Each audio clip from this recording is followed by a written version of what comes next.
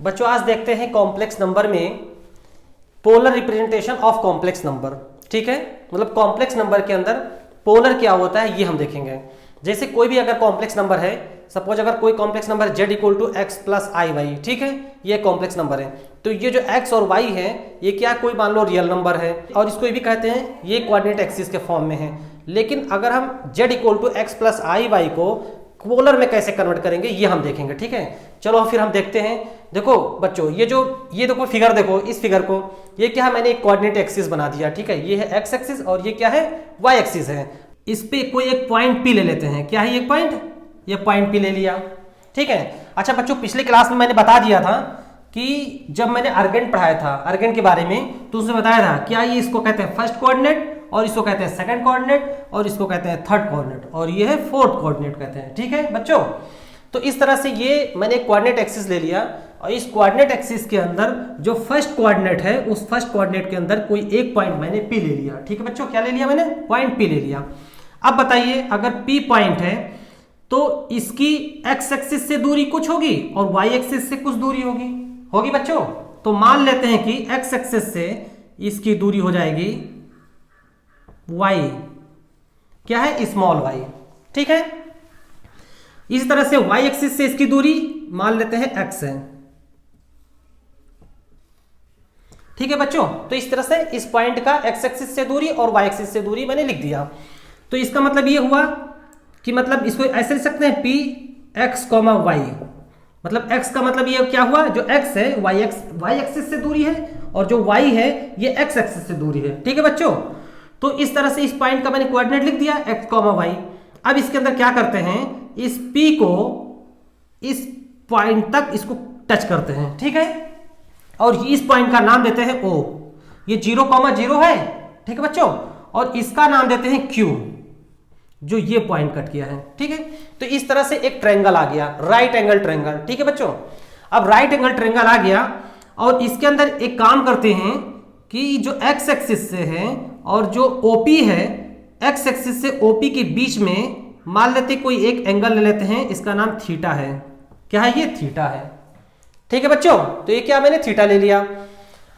अब बताओ बच्चों, अगर जब मैंने अर्गेंट प्लेन पढ़ाया था तो उसमें मैंने क्या बताया था, देखो अगर OQ x है, QP y है, तो OP की दूरी कितना हो जाएगा, OP की दूरी कितना हो जाएगा, इसको लिख सकते हैं √x² प्लस y²। ये मैंने पिछले क्लास में बता चुका हूं। ठीक बच्चों, और इसी का हम नाम दे देते हैं स्मॉल r। ठीक है, तो r इक्वल टू क्या, √x² प्लस y²। ये मैं पिछले क्लास में बता चुका हूं। ठीक है, ये पाइथागोरस थ्योरम से निकाल सकते हैं। जो इस पॉइंट को, ये पॉइंट क्या है x, y, और इस पॉइंट को, अब देखो ये तो मैंने केवल x और y के फॉर्म में लिखा है, लेकिन अगर इसको हम कॉम्प्लेक्स नंबर के फॉर्म में लिखें तो इसको ऐसे लिख सकते हैं z equal to x plus i y. ठीक है बच्चों, मतलब ये पॉइंट ही है, इस पॉइंट को z भी लिख सकते हैं। क्या है, ये z है और z कहां है, x प्लस आई वाई, जहां पे x क्या है, रियल नंबर है और y क्या है, इमेजिनरी नंबर है। ठीक बच्चों, अब इसके अंदर अगर हम मॉड लगाते हैं तो मॉड की वैल्यू कितना हो जाएगा बताओ, पिछले क्लास में बता चुका हूं, x² प्लस y²। ठीक है बच्चों, तो ये वैल्यू यहां पर देखो कितना है, इक्वल टू r है। तो इसका मतलब हम लिख सकते हैं कि r equal to mod z equal to √x² plus y²। इसको इक्वेशन नंबर 1 ले लेते हैं। ठीक है, अब बताओ बच्चों, तो जो r है, r को हम ये बोल सकते हैं कि r क्या है, z का मॉडुलस है। क्या है, z का मॉडुलस है या z का मॉड कहेंगे, जिसकी वैल्यू क्या होती है, √x² प्लस y²। ठीक है, और जहां पर x क्या है, y एक्सिस से दूरी है और जो y है x एक्सिस से दूरी है। ठीक है बच्चों, तो इस तरह से ये निकल गया। इसको इक्वेशन नंबर 1 ले लेते हैं। अब नेक्स्ट देखो, अगर बच्चों जैसे मैंने इसको थीटा मान लिया है, तो थीटा है तो एक साइन थीटा, पहले हम क्या यूज करते हैं, sine theta. Sine theta equal to क्या होता है, ये हम बताएंगे टेक्नोमेट्री जब हम पढ़ाऊंगा, sine theta, cos theta, tan theta, बाकी इन सब के बारे में अच्छे से पढ़ाऊंगा। लेकिन यहां पर देखो, बस जितना मैं बता रहा हूं उतना देख लो, उसके बाद में इसको हम जब टेक्नोमेट्री पढ़ाएंगे तो एकदम क्लियर से इसको अच्छे से समझाऊंगा। ठीक है बच्चों, तो क्या साइन थीटा इक्वल टू क्या होता है, साइन थीटा होता है PQ अपॉन OP। ठीक है, साइन थीटा क्या हो जाएगा, पी क्यू अपॉन ओपी। ठीक है बच्चों, तो इस तरह से पी क्यू की वैल्यू कितना है, वाई है, ओपी की वैल्यू क्या है, स्मॉल आर है। मतलब इसको हम शॉर्टकट में जैसे आर लिया हूं तो आर ही मानते हैं, under root x square plus y square, इतना बड़ा लिखने की जरूरत नहीं है, केवल आर लिख दिया। ठीक है, तो क्या sine theta equal to y upon r हो गया। इसको हम सॉल्व कर लेते हैं, तो यहां से वाई इक्वल टू क्या हो जाएगा, आर साइन थीटा। ठीक है बच्चों, तो इस तरह से इसको इक्वेशन नंबर 2 मान लें। ठीक है, अब नेक्स्ट देखते हैं, नेक्स्ट हम यहां पर देखते हैं, इसके नीचे देख लेते हैं। ठीक है, क्योंकि स्पेस कम है इसलिए हम इधर देख लेते हैं। ठीक, तो देखो अब इसी तरह से साइन थीटा लिया है, एक कॉस थीटा ले लेते हैं। कॉस थीटा इक्वल टू क्या होता है, कॉस थीटा इक्वल टू हो जाएगा ओ क्यू अपॉन ओपी। क्या हो जाएगा, ओ क्यू अपॉन ओपी। ठीक है बच्चों, तो इस तरह से ओ क्यू की वैल्यू कितना है, एक्स है, अपॉन ओपी की वैल्यू कितना है, आर है।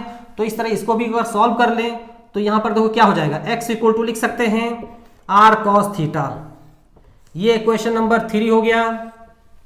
ठीक है बच्चों, तो इक्वेशन नंबर 1 और इक्वेशन नंबर 2 और इक्वेशन नंबर 3, इन तीनों को देखो अच्छे से। ठीक है, अब देखो जो मैंने सबसे पहले यहां पर देखो मैंने लिखा था z equal to x plus i y. अब बताओ z equal to x plus i y, तो इक्वेशन नंबर 1 और इक्वेशन नंबर 2 और इक्वेशन नंबर 3 यहां पर हम पुट कर सकते हैं। एक्स की वैल्यू पुट कर दे, वाई की वैल्यू पुट करते हैं और उसके बाद देखते हैं। ठीक है, तो पहले इसको हम हटा देते हैं, उसके बाद चेक करते हैं। ठीक है, चलो इतना हटा देते हैं।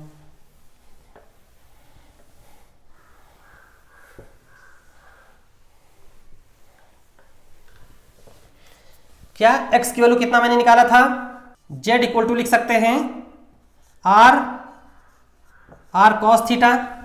ठीक है, x की वैल्यू कितना था, x इक्वल टू क्या होता, आर कॉस थीटा था। ठीक है, प्लस i लिख लेते हैं, जो यहां पे i लिखा है। y की वैल्यू कितनी थी, आर साइन थीटा था, जो मैंने लिखा था। ठीक है, पीछे वीडियो को थोड़ा सा बैक करके देख लेना। ठीक, तो ये क्या हो जाएगा, आर साइन थीटा।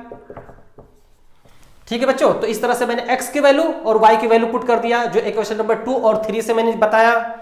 ठीक है, तो इस तरह से मैंने z equal to r cos theta plus i r sine theta लिख दिया। और इसको थोड़ा सा और सिंप्लीफाई कर लें तो आज इसमें कॉमा कर सकते हैं, कॉमा करेंगे तो ये हो जाएगा cos theta plus i sine theta. ठीक है बच्चों, तो इस तरह से ये इक्वेशन नंबर आ गया 4। ये जो इक्वेशन नंबर 4 है इसी को कहते हैं, इस z का पोलर फॉर्म में मैंने लिख दिया। क्या लिख दिया, पोलर फॉर्म में, इसी को कहते हैं पोलर फॉर्म। ठीक है, जो थीटा के फॉर्म में, आर और थीटा के फॉर्म में लिख दिया। ठीक है, जैसे इसको मैंने x, y लिखे हैं, इसी तरह से इसको ऐसे भी लिखते हैं, पोलर फॉर्म में हो जाएगा r, थीटा हो जाएगा। क्या हो जाएगा, r, थीटा हो जाएगा। तो इस तरह से r और थीटा के फॉर्म में z इक्वल टू लिख सकते हैं r bracket cos theta plus i sine theta. तो ये क्या हो गया, पोलर फॉर्म हो गया। ठीक है, और जहां पर वेयर r इक्वल टू कितना है, पीछे याद करो, x square plus y square. ठीक है बच्चों, और दूसरा देखो ये x इक्वल टू कितना है, x इक्वल टू क्या है, r कॉस थीटा। ठीक है, और इसी तरह से y इक्वल टू कितना है, r साइन थीटा। ठीक है बच्चों, तो इस तरह से x equal to r cos theta, y equal to r sine theta है। इस इक्वेशन को इससे डिवाइड कर देते हैं, तो डिवाइड करेंगे तो क्या ये लिख सकते हैं, देखो y upon x equal to, मतलब y अपॉन x, तो y की वैल्यू ऊपर लिखेंगे, x की वैल्यू नीचे लिख दें। तो y के ऊपर कितना है, r साइन थीटा, और अपॉन x की वैल्यू कितना है, r कॉस थीटा। ठीक है बच्चों, तो इस तरह से क्या लिख दिया। अब देखो इसको और सिंप्लीफाई कर सकते हैं, r कैंसिल हो जाएगा, तो ये हो जाएगा sine theta upon cos theta. Sine theta upon cos theta equal to tan theta होता है। ठीक है, क्या होता है, टेन थीटा। इसको लिख सकते हैं टेन थीटा। ठीक है बच्चों, अब देखो y upon x equal to tan theta लिख दिया। ठीक है, अब इसके आगे थोड़ा सा यहां देखो,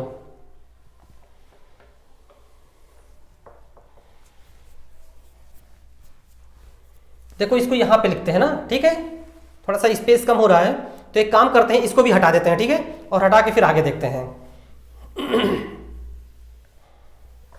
ये इक्वेशन नंबर 4 लिखे रहने देते हैं। तो केवल इस वाले इक्वेशन को हम यहां पे लिख लेते हैं, ठीक है। तो यह क्या हो जाएगा, देखो पहले इसको लिख लेते हैं, मतलब ये हो जाएगा tan theta equal to y upon x, ठीक है बच्चों। तो tan theta equal to y by x हो गया। अगर इस थीटा को यहीं पे रखें और केवल tan को इधर ले जाएं, तो tan थीटा और tan के बीच में मल्टीप्लाई है, तो इधर क्या हो जाएगा, मल्टीप्लाई है, तो इधर हो जाएगा इनवर्स हो जाएगा, ठीक, क्या हो जाएगा, इधर इनवर्स हो जाएगा।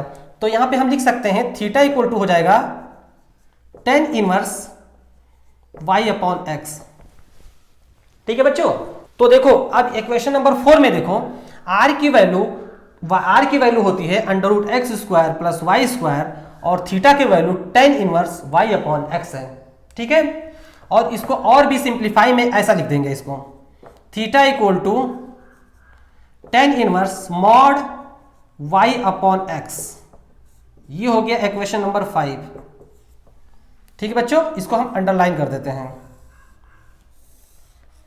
मतलब ये हुआ कि z को अगर पोलर फॉर्म में लिखेंगे तो लिख सकते हैं r cos theta plus ri sin theta, ठीक है बच्चों। जहां पर r इक्वल टू है under root x square plus y square, और थीटा की वैल्यू है tan inverse mod y upon x, ठीक है बच्चों।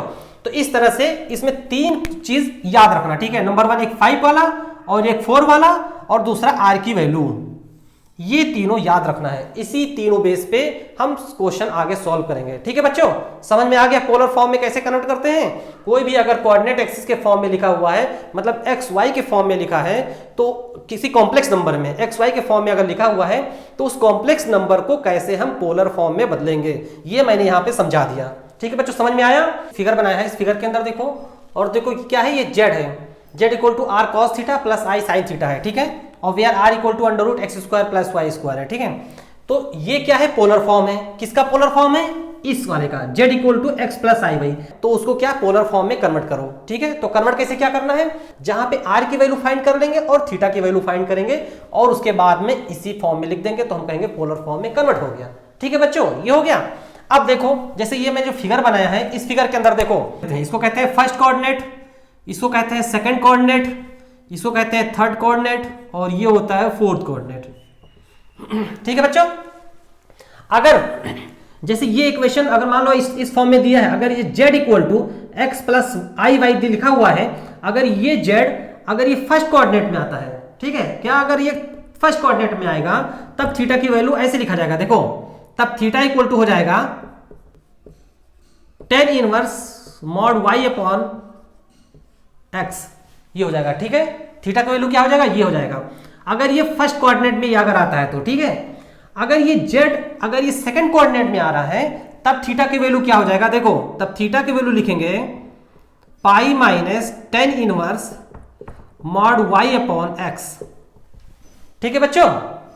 इसी तरह से अगर ये z थर्ड कोऑर्डिनेट में आएगा, तो थीटा इक्वल टू इस टाइप से लिखेंगे, थीटा इक्वल टू हो जाएगा minus pi plus tan inverse mod y upon x, ठीक है बच्चों।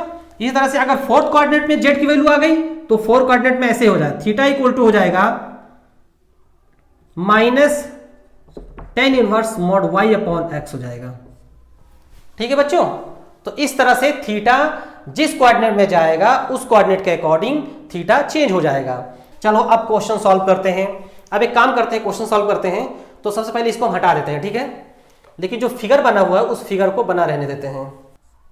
पहला एग्जांपल देखते हैं, z equal to 1 plus I,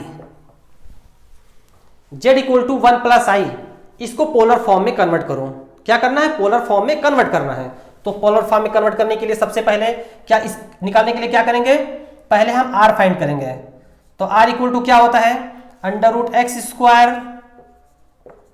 plus y square. तो x की वैल्यू क्या होता है, जो पहले लिखा होता है, y क्या होता है, जो i के साथ होता है। तो इस इक्वेशन के अकॉर्डिंग x की वैल्यू कितना हो जाएगा, 1 हो जाएगा।